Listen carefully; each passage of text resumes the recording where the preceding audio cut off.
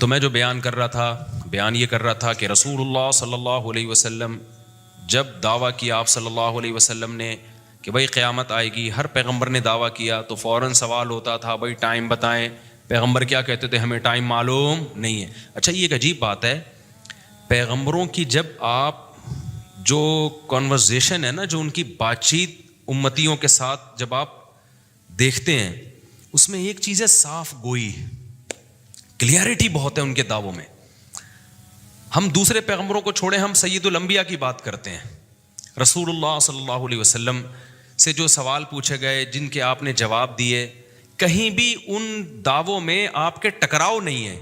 جو بھی 2 نمبر آدمی ہوتا ہے نا، وہ کسی ایک بات پہ ٹکتا بولو نہیں ہے، کیونکہ اس کا مقصد ہے شہرت، عزت، دولت، تو وہ پینترے بدلتا رہتا ہے. ہم سیاسی لوگوں کو دیکھ لیں نا، کل جس کے خلاف مرد آباد مرد آباد، آج اسی سے کیا کر رہے ہوتے ہیں بھائی؟ گلے مل رہے ہوتے ہیں. وہ کہتے ہیں یار ہمیں کرسی چاہیے، بھاڑ میں جائے، تو مرد آباد تھا، تو زندہ باد تھا. کیونکہ ان کا کوئی ویژن اور ہدف نہیں ہوتا نا، کوئی ہدف نہیں ہوتا، ویژن نہیں ہوتا. جس آدمی نے دولت کمانی ہے، کتنا ہی بد اخلاق کیوں نہ ہو، ہر جگہ بدتمیزی سے بات کرے گا، لوگوں سے گالیاں دے گا اور کہے گا یار اس کے بغیر سوسائٹی میں سروائیو نہیں کر سکتے. کسٹمر کوئی بہت اچھا آ گیا، کتنی تمیز سے بات کرے گا نا، اس سے محبت سے بات کرے گا. کیوں؟ کہے گا بھائی میرا بزنس ہے، میں اگر بدتمیزی کروں گا پیسے کیا ہو جائیں گے؟ ضائع. تو وہ پالیسیاں کیا کرتا ہے؟ چینج کرتا رہے گا. اس کا ہدف کیا ہے؟ دولت. اگر ہمارے پیغمبر صلی اللہ علیہ وسلم نقل کفر نباشت سچے نبی نہ ہوتے تو پھر یقیناً یہ اس کی علامت ہی معاذ اللہ آپ نے جھوٹ بولا ہے. تو جھوٹ کیوں بولا جاتا ہے؟ پیسوں کے لیے، عزت کے لیے، شہرت کے لیے، اسی لیے بولا جاتا ہے نا. یہ کیا ہو گیا بھائی جان؟ اسی لیے بولا جاتا ہے. تو نبی صلی اللہ علیہ وسلم دعوے آپ کے چینج ہوتے، جہاں جس وقت جو موقع دیکھتے اس اپنے آپ کو اس حساب سے کیا کر لیتے؟ دعووں میں تبدیل کر لیتے. پہلے دن سے آپ نے جو دعویٰ کیا نا، موت تک آپ صلی اللہ علیہ وسلم اس دعوے پر قائم رہے. ذرا بھی اسٹریٹجی تو چینج ہوئی ہے، طریقہ کار تو چینج ہوا ہے. وہ تو کامیاب انسان کی علامت ہوتی ہے. سوسائٹی زمانے کے لحاظ سے طریقہ کار کو کیا کرے؟ چینج کرے. جہاں جنگ کرنی ہے جنگ کی جائے، جہاں سلو کرنی ہے وہاں سلو کی جائے، جہاں معاف کرنا ہے معاف کیا جائے، جہاں انتقام لینا ہے انتقام لیا جائے. دعویٰ ایک حرف بھی آپ کا شروع سے آخر تک چینج نہیں ہوا. آپ نے دعویٰ کیا کیا؟ ایک اللہ کی عبادت کرو، اللہ کے سوا کوئی عبادت کے لائق نہیں ہے. تم مر کے ختم نہیں ہو جاتے، بلکہ موت کے بعد دوبارہ زندگی ہے. مشرکین نے بار بار کہا بھئی آپ یہ کر لیں آپ یہ کر لیں. فرمایا انما انا بشر مثلکم، میں تمہاری طرح کا انسان ہوں. یہ جو آپ کا دعویٰ تھا نا، میں تمہاری طرح کا انسان ہوں، یہ جب کوئی 2 نمبر لوگ اس طرح کے دعوے کرتے ہیں نا، بھئی میں تو ایکچولی آپ جیسا ہوں بس، جب ان کو عزت شہرت ملتی ہے نا، تو یہ دعویٰ کیا ہوتا ہے؟ پھر آہستہ آہستہ ان کا چینج ہوتا ہے. وہ فوراً کہتے ہیں بھائی اصل میں وہ تو میں نے کہہ دیا تھا میں آپ کی طرح کا انسان ہوں، لیکن ایسا ہے نہیں، میں بہت ہی کوئی الگ سی چیز ہوں. کیونکہ جب دیکھتا ہے نا لوگ آنا شروع ہو گئے، تو پھر الگ قسم کے دعوے اس کے شروع. مجھے ساتھ یہ بھی ہوتا ہے، مجھے یوں بھی نظر آتا ہے، مجھے ایسے بھی نظر آتا ہے، میں یوں بھی کر سکتا ہوں، میں یہ بھی کر سکتا ہوں. ہمارے پیغمبر پہلے دن سے جس دعوے پر رہے وہ تھا انما انا بشر مثلکم، میں صرف تمہاری طرح کا انسان ہوں، تو میرے پاس کوئی طاقت نہیں ہے. لا اعلم غیب السماوات والارض، نہ میں آسمانوں زمینوں کے، لا يعلم من في السماوات والارض الغیب الا اللہ، غیب کا علم میرے پاس نہیں ہے. مشرکین بار بار آ کے پوچھتے قیامت کب آئے گی؟ آپ کہیں گے بھائی مجھے تو نہیں پتا، میرے پاس تو غیب کا علم نہیں ہے. اگر میرے پاس غیب کا علم ہوتا تو مجھے ما مسنی السوء، کبھی کوئی مصیبت ہی نہیں آتی. میں تو بھائی مصیبتیں بھی آتی ہیں، مجھے تو مصیبتیں بھی آتی ہیں، مجھے تو خوشیاں بھی آتی ہیں، میں خوشیوں پہ خوش ہوتا ہوں، مصیبتوں پہ غم زدہ. اگر میرے پاس اختیارات ہوتے یا میں جو ہے غیب کا علم ہوتا تو مجھے پتہ چل جاتا کل مجھے یہ مصیبت آنے والی ہے، تو پہلے سے بچنے کا میں انتظام کر لیتا. کیسی اپنی پوزیشن بالکل جو پہلے دن تھی آخری دن بھی وہی رکھی. بھائی میں اپنی طرف نہیں بلا رہا، میں تمہاری طرح کا انسان ہوں. یہاں تک کہ بعض حدیثیں تو ایسی تواضع والی ملتی ہیں، ایسی تواضع والی. نبی صلی اللہ علیہ وسلم نے ایک صحابی سے کہا کہ کھجور کے جو نر کھجوروں کو مادہ کھجوروں سے مت ملاؤ. انہوں نے نہیں ملایا, تعبیر نخل کہتے ہیں. تو وہ کھجور میں کمی ہو گئی, انہوں نے کہا یا رسول اللہ کھجور میں کمی ہو گئی. آپ فرمایا میں تمہاری طرح کا انسان ہوں بھائی, میں کیا ہوں, نمانا. صحیح مسلم کی حدیث ہے, بخاری مسلم کی. میں تمہاری طرح کا انسان ہوں, میں دین کے معاملے میں حکم دوں تو فالو کرو, دنیا کے معاملے میں انتم اعلم بامور دنیاکم منی. بھائی دنیا تو تم مجھ سے زیادہ جانتے ہو, کھجوروں کا تجربہ مجھے تھوڑی ہے, تمہیں کیا ہے. کوئی مذہبی لیڈر جو 2 نمبر ہو, اس طرح کا اسٹائل ہوتا ہے اس کا. پیر صاحب آج کل کے دیکھ لو نا, چائنا کے پیر آ رہے ہیں مارکیٹ میں, اتنا سا پیر ہوگا, باتیں ایسی کرے گا, وہ لنگڑوں کو بھی سیکھ کر سکتا ہے, وہ فالج زداؤں کو بھی ٹھیک کر سکتا ہے, وہ گنجے کے سر پہ بھی بال نکال سکتا ہے, وہ جس کی شادی نہیں ہو رہی اس کی شادی بھی کرا سکتا ہے, وہ سنگ دل محبوب کو اس کے قدموں میں بھی لا سکتا ہے. ٹچے قسم کے ہوتے ہیں, خود ان کے محبوب مارکیٹ سے کیا ہوتے ہیں, شارٹ ہوتے ہیں. لیکن دعوے دیکھو, وہ جو پھونکوں والا ہے, اور ایک سرکار نہیں, ایسی تو کروڑوں سرکاریں ہیں پاکستان میں, پوری دنیا میں ہے, یہ یہاں زیادہ ہیں. ذرا سے 4 آدمیوں نے عزت دینا شروع کر دی تو پیر صاحب کا اسٹائل کیا ہو گیا, چینج ہو گیا. مجھے گھر میں بلاؤ, میں پھونک ماروں گا, وہاں سے جن چڑیل بھوت کیا ہو جائیں گے, بھاگ جائیں گے. پیر صاحب کی دعا ہے, ہمارے سر پہ ہاتھ ہے جس کی وجہ سے بگڑی بنتی چاہیے. ہمارے پیغمبر کا پہلے اور آخر دن بھی, حالانکہ آپ کو خدا کی قسم جو عزت ملی ہے نا, نبی کے آرڈر پہ گردنیں کٹوائی ہیں صحابہ نے.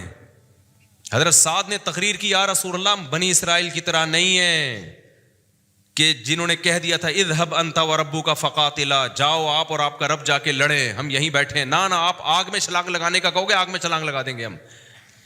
ایسے فالوورز دنیا میں کسی کو نہیں ملے. اور پھر معجزے بھی دیکھ رہے ہیں.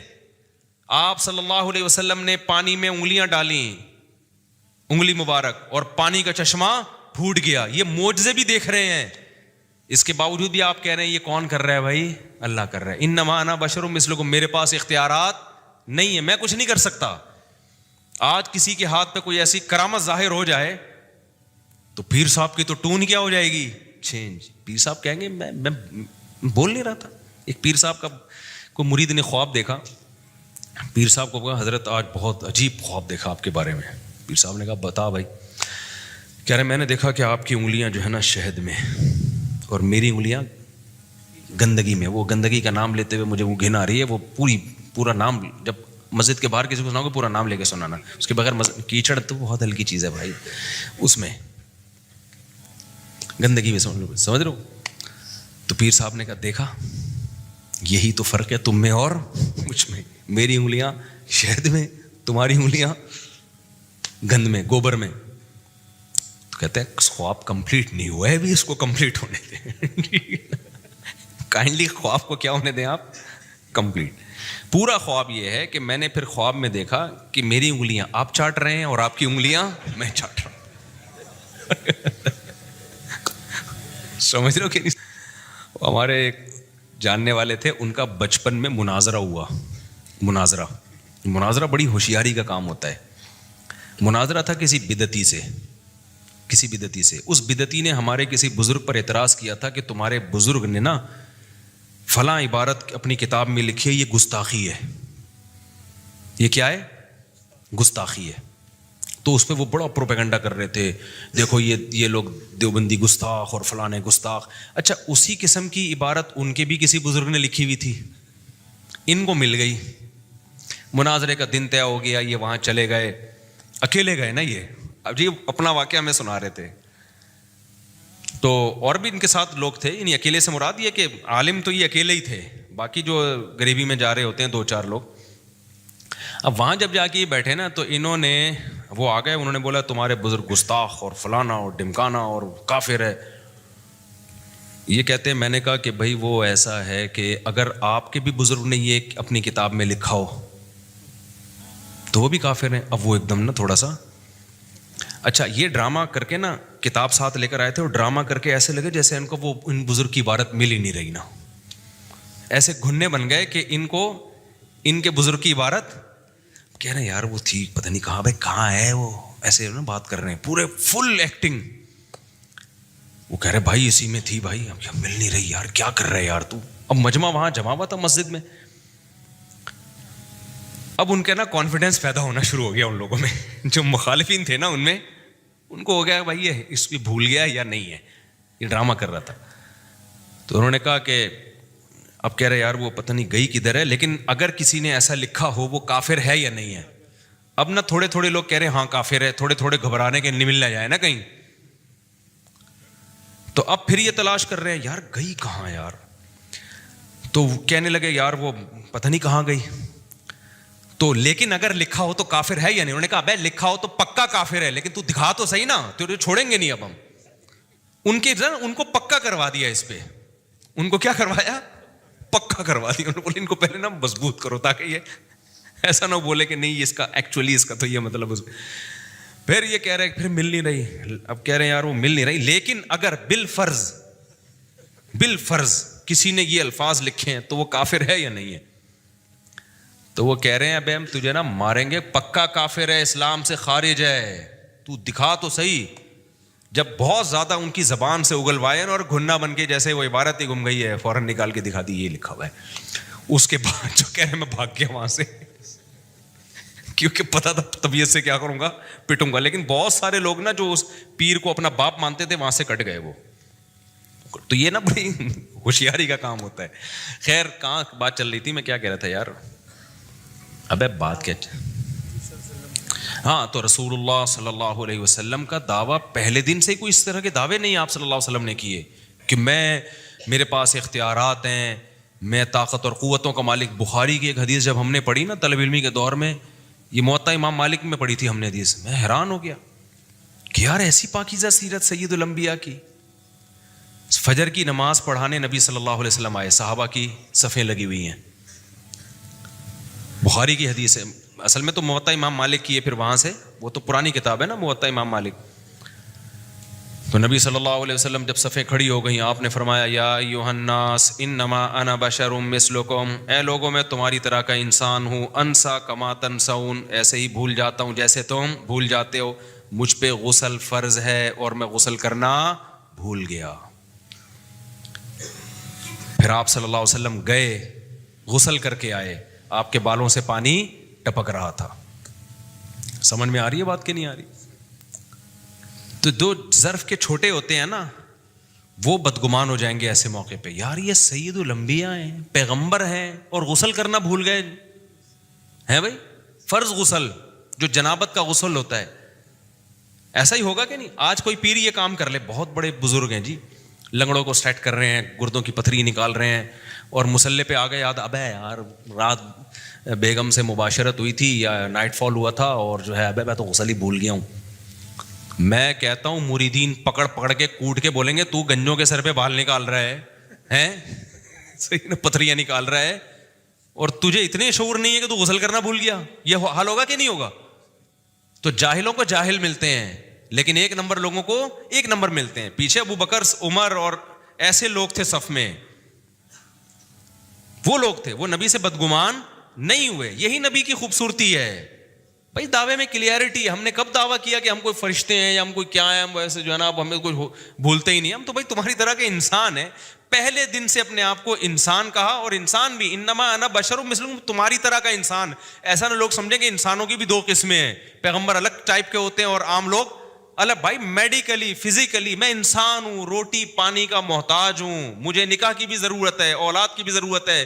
آپ کے جب بیٹے کا انتقال ہوا آپ کی آنکھوں سے آنسو جاری ہوئے, میں غمزدہ ہوتا ہوں, اور مجھے مصیبتیں بھی پہنچتی ہیں, خوشیاں بھی پہنچتی ہیں.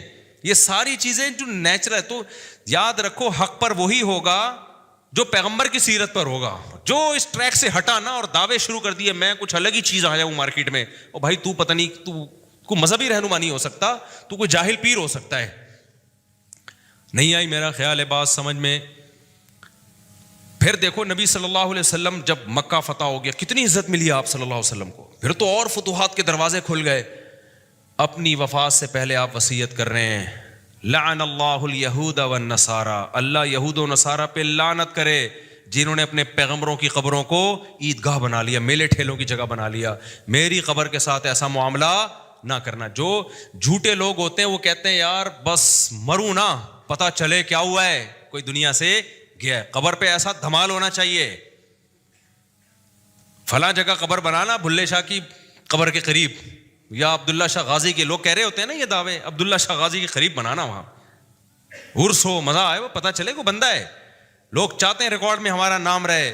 ہمارے نبی وفات سے پہلے آپ کو جب یقین ہو گیا اب میں دنیا سے جانے والا ہوں, آپ کیا فرما رہے ہیں کہ اللہ یہود و نصارہ پہ لعنت کرے, انہوں نے پیغمبروں کو سجدہ گاہ بنایا, قبروں کو, پیغمبروں کی قبروں کو, تو میری قبر کو سجدہ گاہ نہ. ایسا نہ ہو کہ میری قبروں پہ طواف اور سجدے شروع ہیں. طواف کی جگہ اور سجدے کی جگہ اللہ کا گھر ہے, پیغمبر کا گھر نہیں ہے. نہیں, یہی بات میرا خیال ہے. مکہ میں ہے وہ, مدینہ میں بھی نہیں ہے. آپ چاہتے, آپ کہہ سکتے تھے کہ بھائی وہ تو تھا, اب وہ کینسل ہو گیا ہے, اب کیا ہے, اب یہاں کرو. صحابہ شروع کر دیتے. نہ نہ نہ. پھر آپ نے فرمایا میری قبر کو عیدگاہ نہ بنانا, میلے ٹھیلے نہ لگے ہوں یہاں پہ.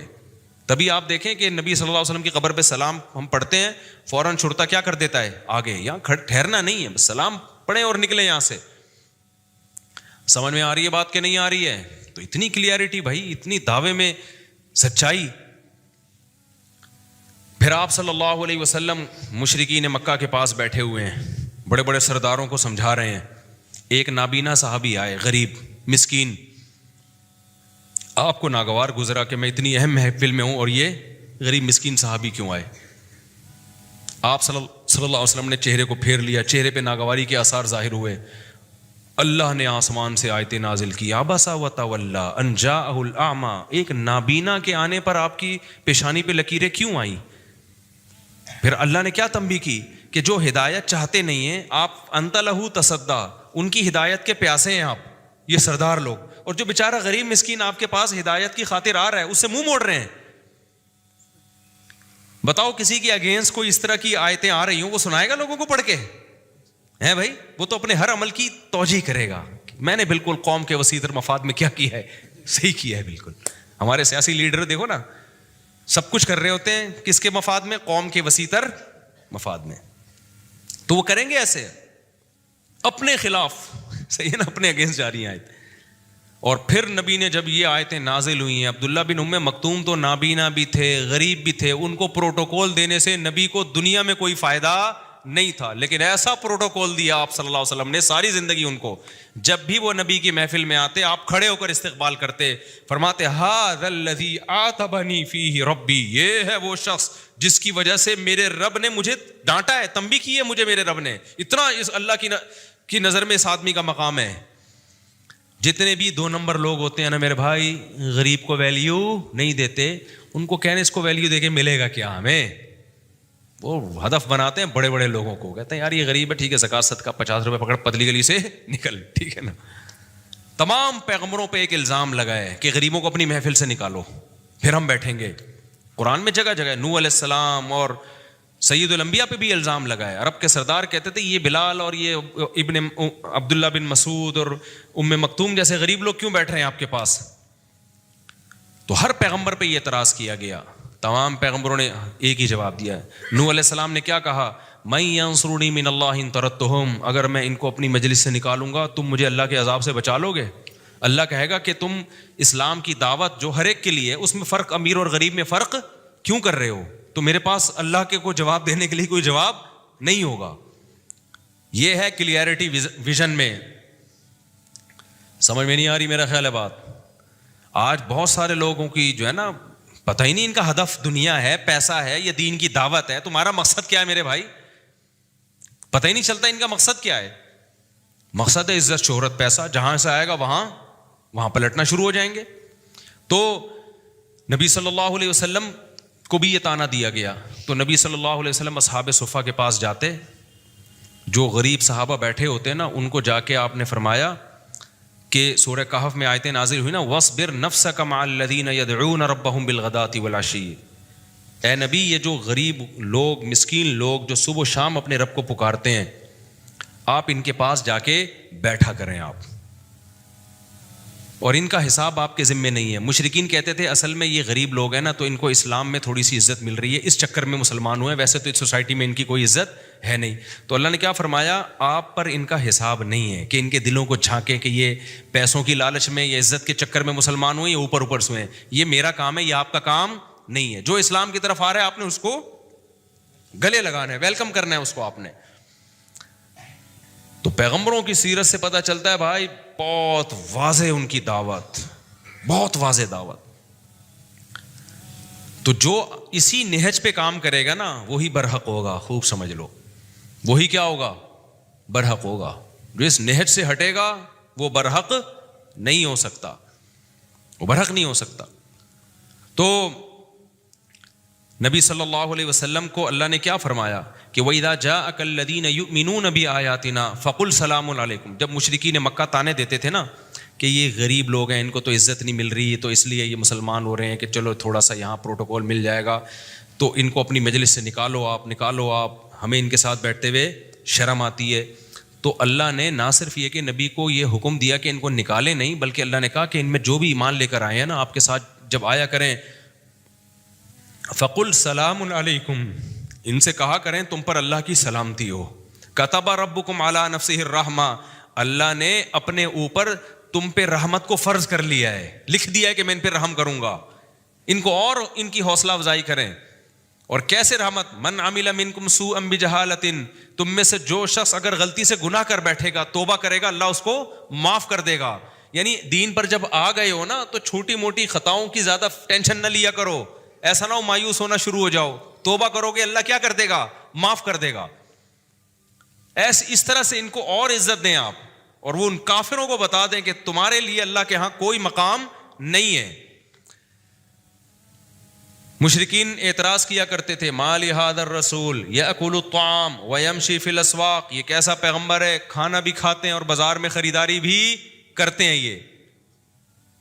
تو ہمارے نبی کی جو زندگی بالکل انسانوں والی زندگی ہے ان کی. تو اسی طرح یہ بات خوب سمجھ لو میرے بھائی, جو بھی مذہبی اسکالر ہے نا وہ کوئی مریخ کی کوئی الگ سے مخلوق نہیں ہوتے. لوگ سمجھتے ہیں یہ کوئی الگ ہی چیز ہونی چاہیے مارکیٹ, ان کو بیٹے کی وفات پہ رونا بھی نہ آئے, اور ان کو جناب کوئی غم بھی نہ ہو, اور یہ ان کی کوئی الگ سے بتیاں لگی ہوئی ہوں, ریز نکل رہی ہو, ٹھیک ہے نا, پھونک کریں تو لنگڑا سیٹ اور فلانا سیٹ. ان کے گھر میں کبھی اختلاف نہ ہو, کبھی طلاق نہ ہو, کبھی جھگڑا نہ ہو, کبھی جو ہے ان کا کوئی بیٹا نافرمان نہ ہو. جیسے ہو جاتا ہے نا بعض, کوئی عالم ہے بیٹا عجیب سی چیز نکل آیا, چرسی نکل آیا, لوگ کہہ رہے ہیں یہ دیکھو دنیا میں نصیحتیں کرتے پھر رہے ہیں, بیٹا کیا ہے, چرس پی رہا ہے. بھائی یہ سارے بچے سدھرتے نہیں ہیں. اب ایسا نہ میرا کوئی بچہ چھٹا لگانا شروع کر دے. آج کل میں اپنے بچوں کو بھی بیان میں بٹھا رہا ہوں, وہ بیٹھا ہوا تو نہیں ہے کہ یہاں پہ چلا گیا اٹھ کے, شکر ہے پہلے چلا, او یہ بیٹھا ہوا ہے نا, تو یہ تو ایسا نہ ہو کہ چلو یہ بھی چلتا ہے, نیچرل ہے نیچرل. تو یہ سب کیا ہے میرے بھائی؟ نوح علیہ السلام کا بیٹا نہیں کافر نکلا تھا, کیونکہ انسان تو خود جب تک سیدھے راستے پہ چلنے کی کوشش نہیں کرے گا, دنیا میں کوئی طاقت اس کو سیدھے راستے پہ بولو نہیں چلا سکتی.